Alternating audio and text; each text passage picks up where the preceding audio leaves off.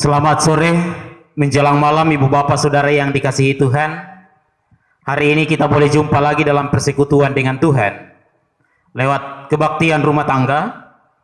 Dan ada beberapa keluarga penghimpun dalam kebaktian rumah tangga GTM Jemaat Moria hari ini, Rabu 15 Juli 2020. Keluarga penghimpun kita saat ini yang pertama keluarga Maksi Rambulangi, daerah pelayanan 1. Yang kedua, keluarga Ibu Nuri, daerah pelayanan 2, ini digabung dengan PPR. Yang ketiga, keluarga Ibu Abraham Sambo, ini juga digabung dengan PPR, daerah pelayanan 2. Yang keempat, keluarga Ibu Effendi, keluarga Restu Adi, daerah pelayanan 3. Dan yang kelima, keluarga Bapak Yunus Doli Hadipe, daerah pelayanan 4. Bapak Ibu Saudara-saudara yang dikasihi Tuhan, segenap keluarga penghimpun, mari kita satukan hati dan pikiran kita kepada Tuhan untuk menyembah dan memuliakan Dia dalam kebaktian rumah tangga hari ini. Saya undang jemaat berdiri menyanyikan Kidung Jemaat nomor 10.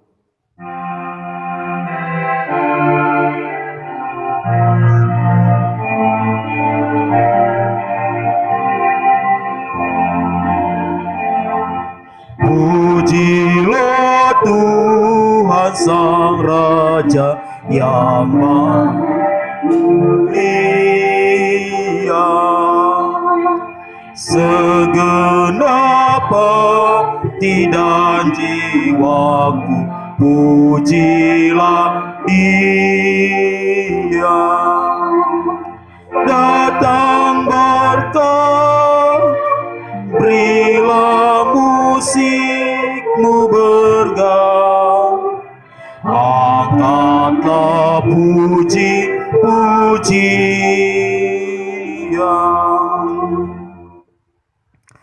Pertolongan kita dalam ibadah ini terjadi karena kehendak Allah.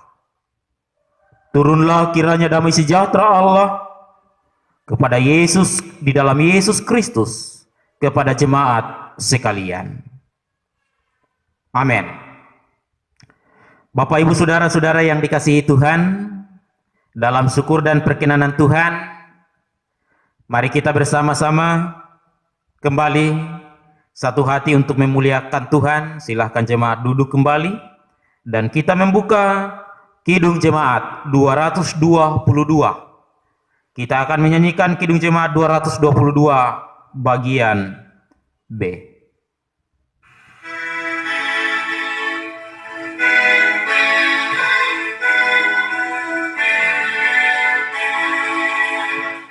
Agungkan kuasa namanya, malaikat bersuci, nobatkan Raja mulia dan puji, puji, puji Yesus Tuhanmu.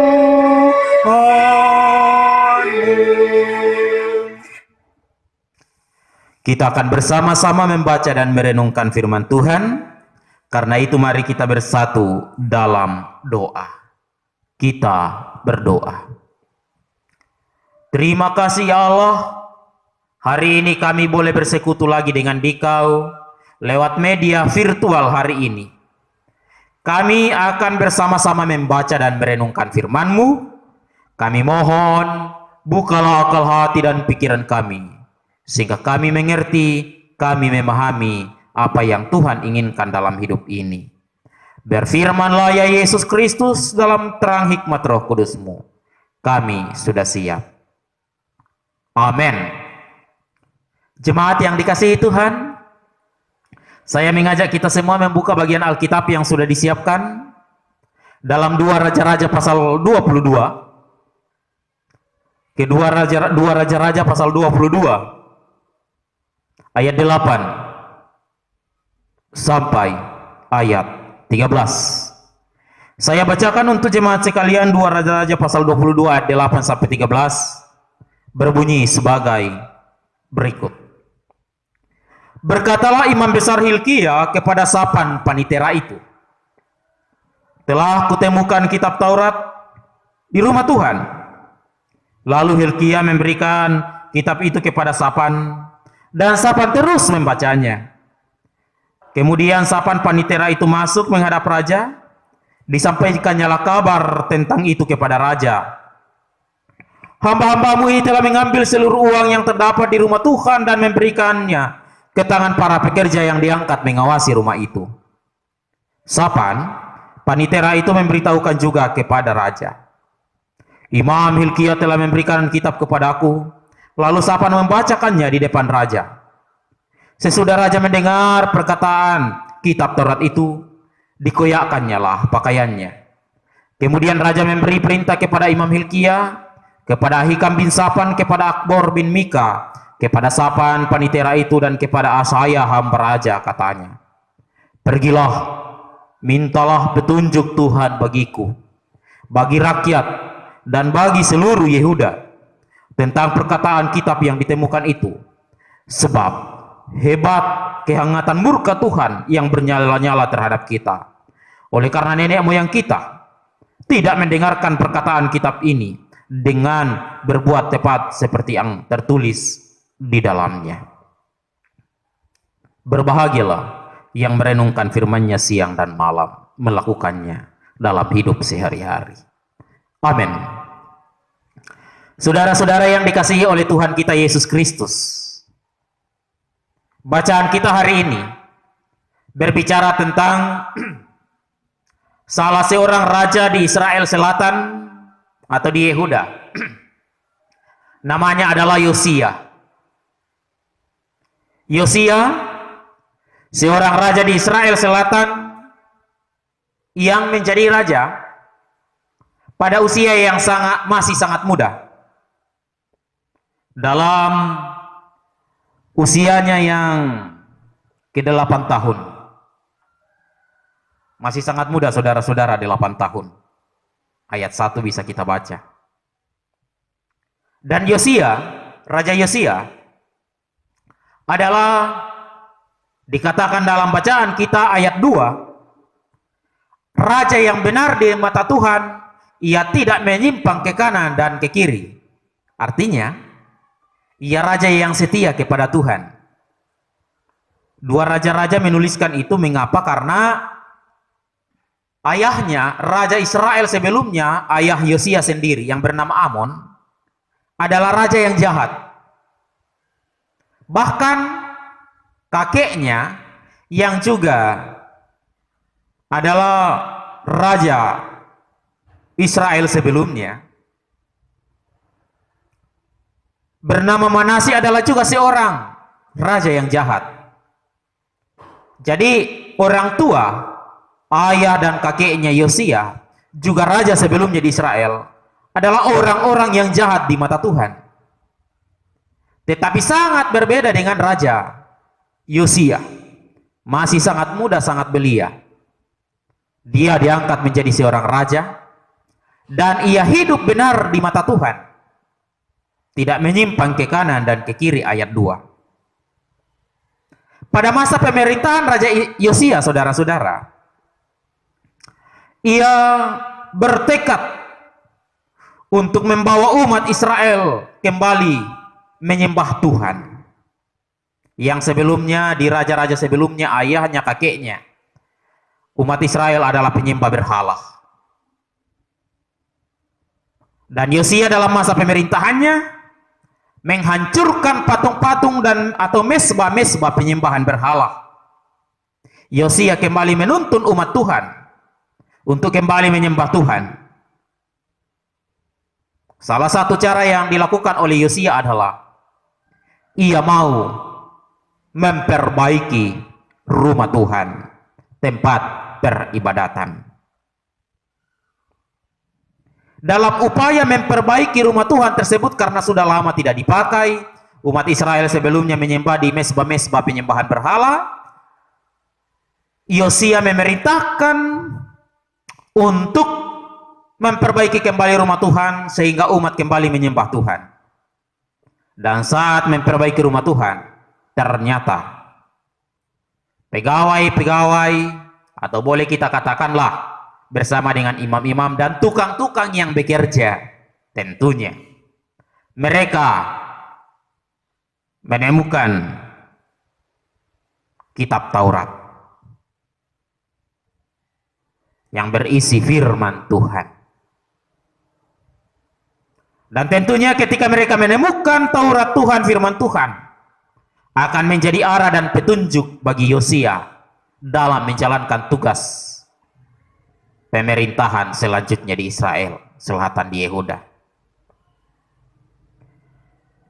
Hal inilah yang menjadi topik bacaan dan perenungan kita setelah Taurat Allah, firman Tuhan, ditemukan dan dibacakan kepada Raja Yosia.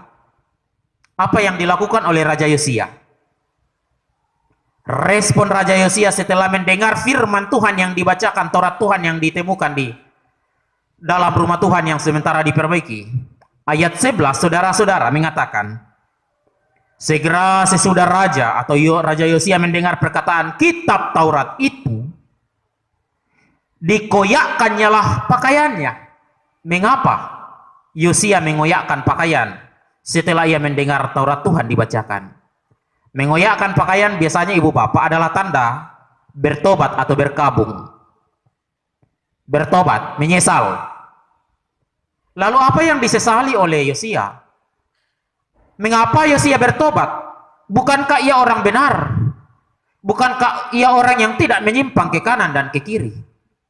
Ternyata ia bertobat mewakili bangsanya, bangsa umat Israel yang selama ini menyembah patung berhala, ciptaan tangan manusia sendiri. Menjalankan perannya sebagai seorang pemimpin, mewakili umat-umatnya, mengaku dosa di hadapan Tuhan. Padahal Yosia sendiri hidup benar di mata Tuhan. Ia mewakili umat-umatnya yang penuh kecemaran hidup saat itu. Mengoyakkan pakaian bertobat, dan juga tanda ia merendahkan dirinya di hadapan Tuhan. Walaupun ia seorang raja, tetapi ia tidak memegahkan dirinya. Berbeda dengan manusia, jabatan, kedudukan seringkali membuat manusia sombong.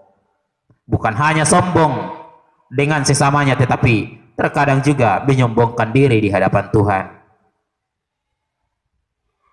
Bapak Ibu Saudara yang dikasihi Tuhan, ini terjadi setelah Yosia mendengar Taurat Tuhan dibacakan.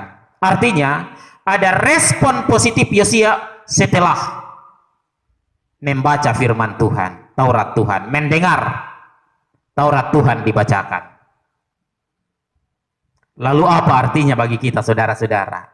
Minggu-minggu ini kita masih tetap merenungkan bagaimana hidup sesuai dengan firman Tuhan. Setelah Yosia hidup benar di hadapan Tuhan dan ia hidup berdasarkan firman Tuhan, coba kita lihat ayat 20. Apa yang dikatakan ayat 20? Allah berkata, sebab itu sesungguhnya aku akan mengumpulkan engkau kepada nenek moyangmu, dan engkau akan dikebumikan di dalam kuburmu dengan damai, dan matamu tidak akan melihat segala malapetaka yang akan kudatangkan atas tempat ini. Ada berkat terindah yang dirasakan oleh Yosia, buah dari ketaatannya mendengar dan melakukan firman Tuhan. Buah dari ketaatannya setelah mendengar Taurat Tuhan dibacakan, ada pertobatan, ada penyesalan, ada perubahan hidup yang akan mengubah hidup dan kehidupan umat Israel saat itu. Ia mendapat berkat Allah, engkau akan dikuburkan dengan damai, mati dengan damai, dikuburkan dengan damai, dan dia tidak akan melihat malapetaka yang akan ditimpakan kepada umat Israel. Walaupun selanjutnya di kemudian hari malapetaka itu tetap Tuhan nyatakan atas hukuman kepada mereka. Apa yang bisa kita pelajari dari bacaan ini, Ibu Bapak? Pertama, usia bukanlah jaminan keimanan seseorang. Yosia masih sangat muda, tetapi imannya sungguh-sungguh nyata dalam hidup yang menyerahkan kehidupannya kepada Tuhan. Sekali lagi, usia bukan faktor penentu. Jadi seberapapun usia kita, mau dia tergolong usia tua, mau dia tergolong usia masih sangat muda, Mari menyatakan komitmen iman percaya yang sungguh-sungguh berserah diri kepada Tuhan. Hidup dalam kebenaran dan kehendak Allah adalah sesuatu yang sangat penting. Dan berkat Tuhan akan nyata. Yosia merasakan berkat itu. Allah berjanji engkau akan dikuburkan dalam damai. Sebuah sukacita yang terindah. Jadi sekali lagi, meskipun ayah dan kakeknya Yosia adalah orang yang jahat di mata Tuhan, tetapi hidup Yosia benar. Mari menjalani hidup ini, apapun kelam masa lalu. Tetapi mari nyatakan kehidupan yang indah di masa kini dan di masa yang akan datang. Yang kedua, Yosia mengoyakkan pakaian sebagai tanda pertobatan dan kerendahan hati setelah mendengar Taurat Tuhan dibacakan. Bagaimana dengan kita saudara-saudara? Sekali lagi, mendengar firman Tuhan dan dengar-dengaran sesuatu yang sangat penting untuk memandu kita menjalani hidup terang dan suluh. Tidak ada gunanya firman Tuhan ketika hanya didengar tanpa dilakukan. Yosia memberi contoh dan teladan yang indah. Bagaimana reaksi kita mendengar firman Tuhan? Reaksi adalah ada perubahan yang positif. Dan itu yang terjadi. Pengakuan diri di hadapan Tuhan untuk kemudian mau hidup lebih benar lagi bersama dengan kehendak firman Tuhan. Biarlah dalam terang Roh Kudus kita semua berjalan dan selalu mau mendengar firman Tuhan dan berjalan dalam kehendak firman Tuhan. Amin. Kita bersyukur merespon firman Tuhan boleh kedengaran. Karena itu, mari bersama kita akan merespon firman Tuhan ini dengan menyanyikan Kidung Jemaat 383. Bersama kita akan nyanyikan Kidung Jemaat 383. Sungguh indah kabar mulia, sekaligus kita akan membawa ungkapan syukur kita ke hadapan Tuhan.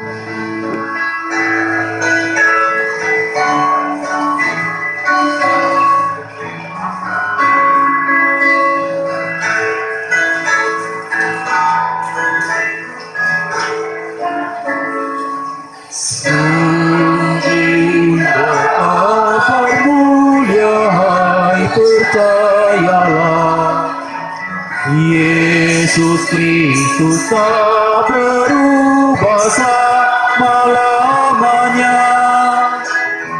Darahnya tetap menghapus dosa dan celah.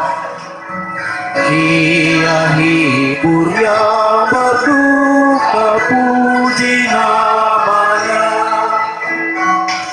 Baik kemarin, hari ini, selama-lamanya. Yesus Kristus tak berubah, puji namanya. Puji namanya. Puji namanya. Yesus Kristus tak berubah, puji namanya. Kita bersama-sama akan satu dalam doa syafaat dan akan mendoakan keluarga-keluarga penghimpun. Mari kita berdoa. Terima kasih ya Yesus untuk persekutuan hari ini. Diberkatilah kami hidup sesuai dengan kehendak-Mu. Diberkatilah jemaat-Mu yang beribadah hari ini. Dan bersama dengan jemaat-Mu yang bersekutu lewat media virtual, YouTube, GTM Jemaat Muria hari ini. Kami membawa kehidupan saudara-saudara kami yang menjadi keluarga penghimpun. Keluarga Maksi Rambulangi, Tuhan berkati. Tanggung jawab sebagai abdi negara di kepolisian, Tuhan akan tetap melindunginya. Ia akan tetap kuat dan sehat, dan ia akan selalu selamat di dalam Tuhan. Berkati istri tercinta Mama Abel. Ia akan menjadi ibu yang berhikmat, ibu yang bijaksana. Berkati Abel dan adik kekasihnya. Mereka akan menjadi anak yang baik, yang bersekolah dari rumah, rajin belajar dengar-dengaran. Berkati usaha mereka, berkati rencana mereka, berkati keluarga dan orang tua mereka. Kami berdoa buat keluarga Ibu Nuri. Tuhan berkati pula. Biarlah hidupnya penuh dengan damai dan penuh dengan sukacita di masa tuanya. Dalam masa-masa pandemi COVID-19, Tuhan tetap menyatakan kehidupan. Ia bekerja dengan penuh sukacita. Terima kasih anak yang sudah boleh menyelesaikan studi. Karena itu diberkatilah anak kekasih ini. Sehingga dalam proses setelah penyelesaian studi, ia akan Tuhan karuniakan pekerjaan yang layak baginya. Berkati Ibu Nuri dalam segala kebutuhan hidup dan segala rencananya berhasil di dalam Tuhan. Kami berdoa buat keluarga Ibu Abraham Sambo, Tuhan berkati dalam masa tuanya. Sehingga orang tua kekasih ini akan tetap bersukacita dalam masa tua. Biarlah ia merasakan damai sejahtera Allah dalam perjalanan hidupnya. Dalam rencananya akan menjalani operasi. Tuhan berkati sehingga neneknya Mirsa ketika akan menjalani operasi boleh berjalan dengan baik. Dan Tuhan mempersiapkan dia. Semua akan indah di dalam kasih Tuhan. Kami berdoa buat cucu terkasih Mirsa yang sudah pindah kerja ke Mamuju. Tuhan berkati sehingga ia juga akan tetap merasakan damai sejahtera-Mu di sana. Bahkan saudara kami Mama Nyapi yang sudah tiba dari Morowali, Tuhan berkati bersama dengan orang tua dalam mengasuh orang tua, mendampingi orang tua, ia akan tetap bersukacita. Kami berdoa buat Ibu Effendi, keluarga restu bersama istri. Berkati Ibu Effendi dalam masa tua, sehingga walaupun ia sudah tua, tetapi ia akan tetap berhikmat, bersukacita dalam Tuhan. Ia akan tetap semangat, sehat selalu. Berkati restu bersama dengan istrinya. Damai sejahtera-Mu juga melindunginya Bapa, dan akan selalu memberikan yang terbaik dalam kehidupan mereka. Rumah tangga mereka penuh dengan kebahagiaan. Kami berdoa buat keluarga Bapak Yunus Doli, Tuhan berkati. Hidup mereka dalam masa tua, masa pensiun juga akan ada dalam damai sejahtera-Mu, Pak Yunus Doli, Ibu Yunus Doli. Akan selalu kuat dan sehat di dalam nama Tuhan. Dan mereka akan selalu bersukacita. Kami berdoa buat anak-anak dan cucu-cucu.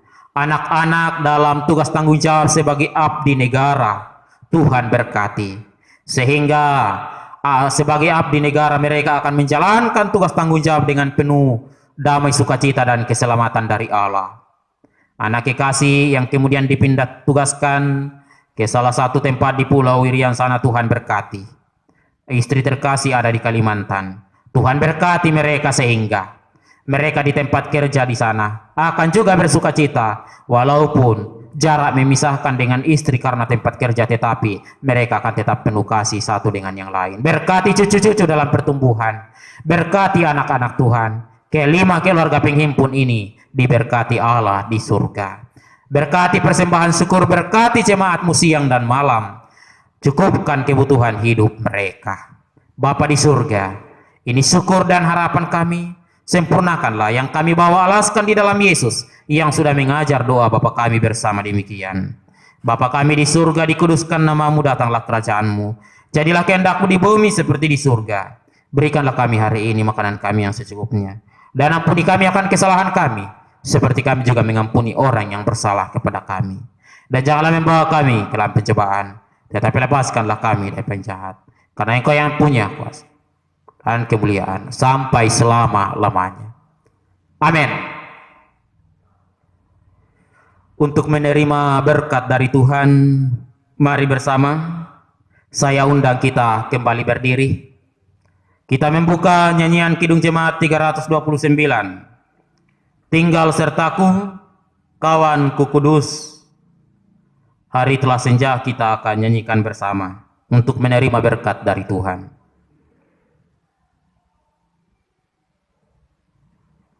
Kalau sertaku.